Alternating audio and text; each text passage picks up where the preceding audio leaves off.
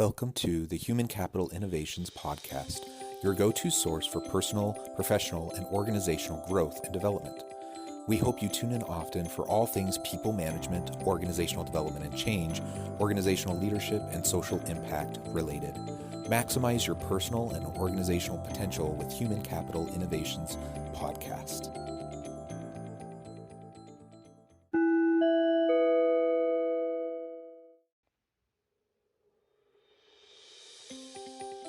Welcome to the Human Capital Innovations Podcast. In this Inspiring TED Talks HCI podcast episode, I explore the recent TED video, 3 Steps to Stop Remote Work Burnout.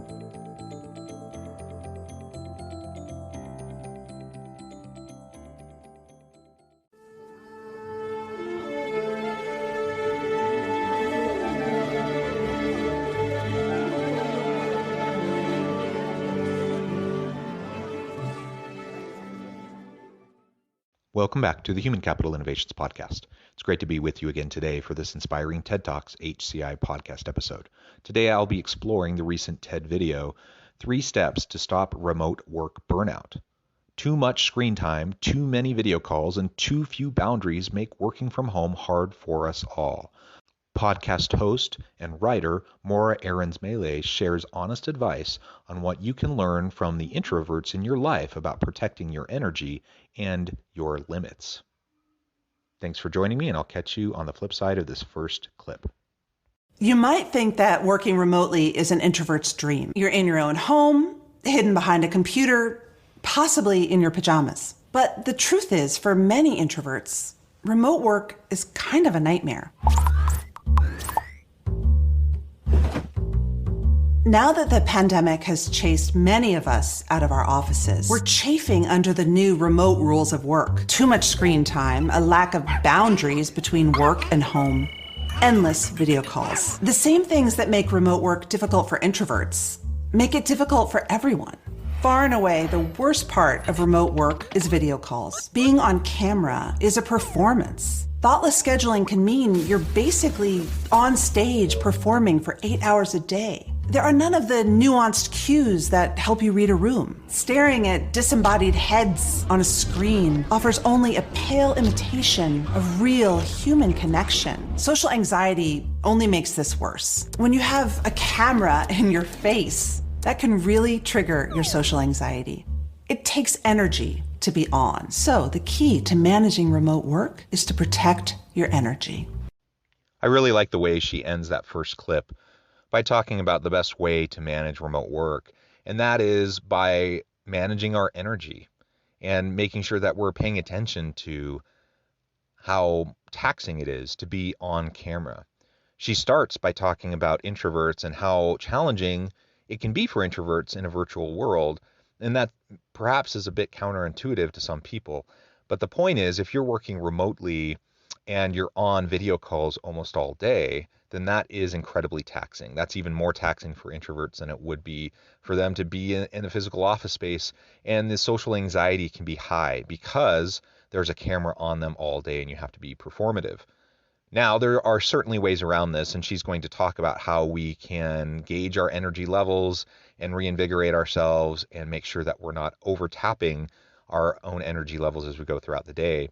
But to start with, I think it really is worth noting that we just need to be very thoughtful about how we schedule things in a remote world, that we don't just automatically move towards a video call when a phone call can work or an email can work. It's been my experience over the past year that people are far more willing to just quickly schedule a video call, a video meeting, than ever before. So whereas before you had to get an office space to hold a meeting, you had to send out invites, people have to walk across the campus or the building to be able to get to that meeting. Now everyone can just jump from Zoom call to Zoom call, and so you literally get scheduled throughout most of your day. Most of those meetings you don't actually have to go to. So I think it's really important to consider that and to just be able to manage our energy as we go throughout the day.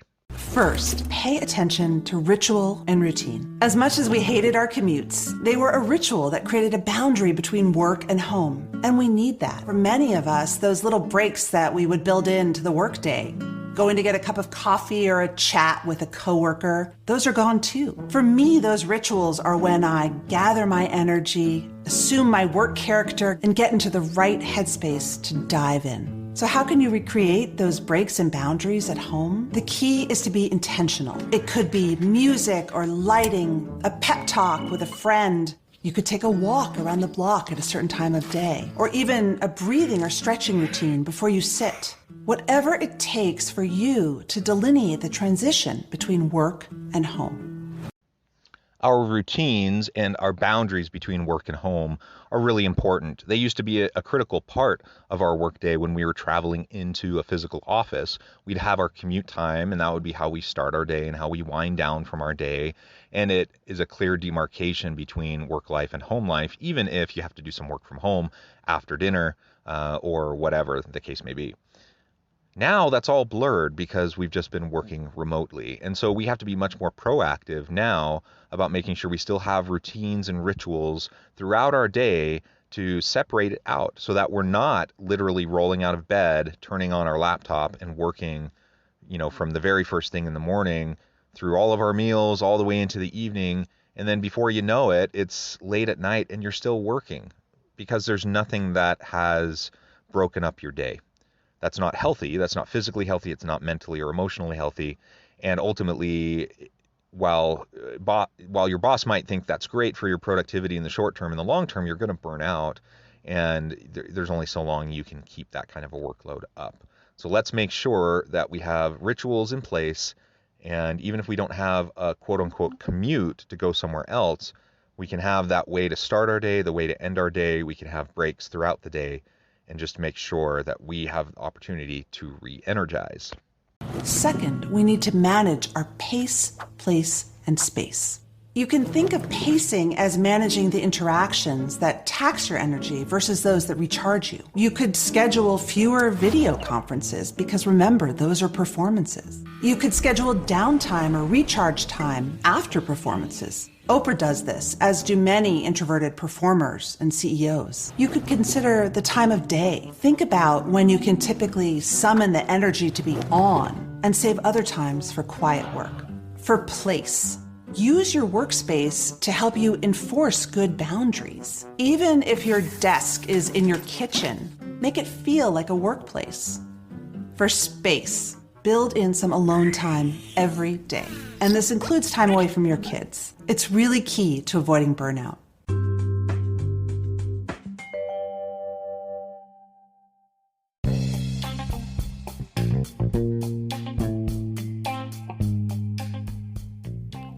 I'm excited to announce the publication of my new book from HCI Press, The Alchemy of Truly Remarkable Leadership: Ordinary, Everyday Actions that Produce Extraordinary Results.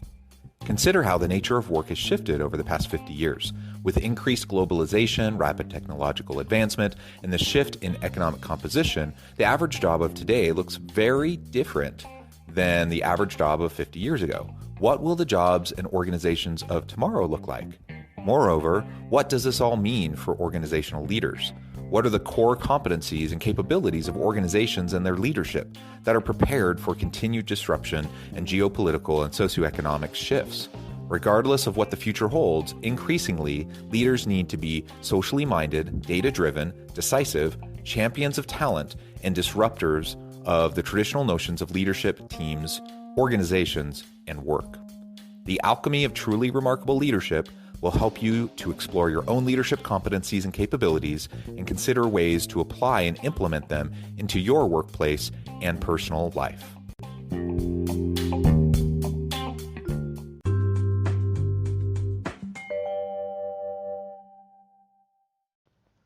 We need to manage our pace, our place, and our space. This is a great set of tips that she gives in this short clip. Clearly, we need to make sure that we are being proactive about our scheduling and how much time we have in between meetings, how much performative time, on time that we have in video calls versus when we can just get our work done. And that would apply if we're in the workplace or if we're working at home. If you're in meetings all day, you're not actually getting the work done that you need to do in your job or as a leader. You have to have time to debrief. You have to have time to think and to strategize. You have to have downtime. That's even more important in a virtual world because you're on when the video is on, and many times those video calls are scheduled back to back to back to back to back all day long, and it's just exhausting. So manage your pace. You absolutely need to be able to manage your place. Make sure that where you're working feels like a workspace. Make sure that it's functional. Probably the first 6 months of the pandemic, I was just working from my laptop at my kitchen table predominantly. And it took me many months because I just kept on thinking, oh, I'm going to get back to work. No, I'll be back in my office. And so I didn't want to think about or really invest in anything to help me work more efficiently at home. But finally, after a while, I decided, you know what? Working on my small laptop is really frustrating. I went out and bought more monitors. I had a designated desk space in a different part of the house, and it made a big difference. A couple $100 made a huge difference. And it was that clear demarcation when I'm at work versus when I'm at home. I'm still at home, of course, but now I can be a little bit separated because I have my designated work space. I absolutely love that. Finally, if you're a manager, you have a special role to play. To help employees protect their pace, place, and space, manage the room during video calls. Even remotely, chatty extroverts tend to dominate. To create a space where everyone can be heard, structure agendas, assign presentation roles, and minimize brainstorming. Brainstorming can trigger social anxiety and it can freeze up introverts. Instead, create a shared space where people can write their ideas before a brainstorming session. Favor audio over video calls. Research shows that we actually communicate more emotion and nuance via audio alone. Try asynchronous communication for more complicated or provocative one-on-ones. You can steal this idea from author Robert Glazer. Record a voice memo or a video on your phone explaining your perspective and send it to a colleague. And that way they can respond and react in their own time. As managers, we have to be very thoughtful about how we schedule and how we manage our people's time when we're working remotely. It can be really tempting to try to have constant check-ins. And while that might be well intended, it can feel like micromanaging. And it can be really tempting to schedule call after call after call, or thinking perhaps that we're trying to be inclusive by inviting everyone to every meeting. But in fact, that is a huge burden. So only invite people to meetings that are essential. You don't have to meet as often as we're meeting. Sometimes an email works just fine. If it's informational, record a quick video and send it to your team. She also talks about the research behind phone calls versus video calls. And we just tend to do better on voice calls. Now, there's certainly a time and a place for video calls, and we should leverage that technology. But remember, before the pandemic, we weren't hopping on video calls all the time. We did sometimes, but not all the time. A lot of times you just hop on the phone and you chat with someone for 10 minutes to touch base about something. That can still happen, and we don't need to have video meetings constantly. You don't need to check in on people with video calls constantly. We can use the phone, we can use email, and we can also just give people their space so that they can do the work that needs to be done. Along with a lot of challenges now, we have an opportunity. Remote work is here to stay. So don't just transfer old habits and old company culture to remote work. Build something better. To get started, ask the introverts in your office what their ideal day looks like and take your cue from there. I love that closing tip, to just ask your people what their ideal day looks like. And I bet you dollars to donuts that nobody's going to say they want to be in Zoom meetings for 6, 7, 8 hours a day. People like to be able to check in. They like to be able to touch base with each other. They like to be able to socialize, but they also like to be able to get their work done. So talk to your people, ask them what they need, ask them what they prefer, and then put together a plan that meets everyone's needs. And as she mentions, perhaps even starting with talking to the introverts can be a really good way to start. Virtual work isn't going away anytime soon. It's never going away, frankly. Now, we're going to get more back into the physical workspace as this pandemic subsides and as more people get vaccinated. I think that's definitely clear. Research shows that people really appreciate the flexibility and autonomy of virtual work and not being tied to a geographic location. Yet there are so many benefits to being together in a physical space. And this is why so many people and so many companies are saying that they're going to prefer moving towards some sort of a hybrid model for work in the future. Of course, that's still going to utilize some form of virtual work. And there will be some people that are completely remote, other people that are partly remote. And we can't, as she says, we can't just take the old company culture and transfer it over to this new virtual or hybrid environment and expect for everything to work the same way. It's time for us to reinvent ourselves. It's time for us to figure out how we can best support our people in this new reality. And ultimately, if we can do that well now, we'll be building a foundation for success in the future to come. Thanks for joining me for this episode of the Human Capital Innovations Podcast. As always, I hope you can stay healthy and safe, that you can find meaning and purpose at work each and every day, and I hope you have a great week.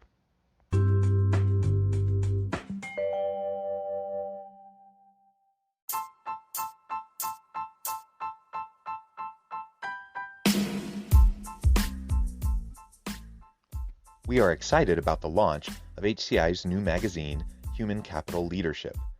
Human Capital Leadership is a free, interactive e-magazine designed to help individuals, leaders, and organizations find innovative approaches to maximize their human capital potential. We will be publishing issues quarterly in August, November, February, and May. Check out the first issue and let us know what you think.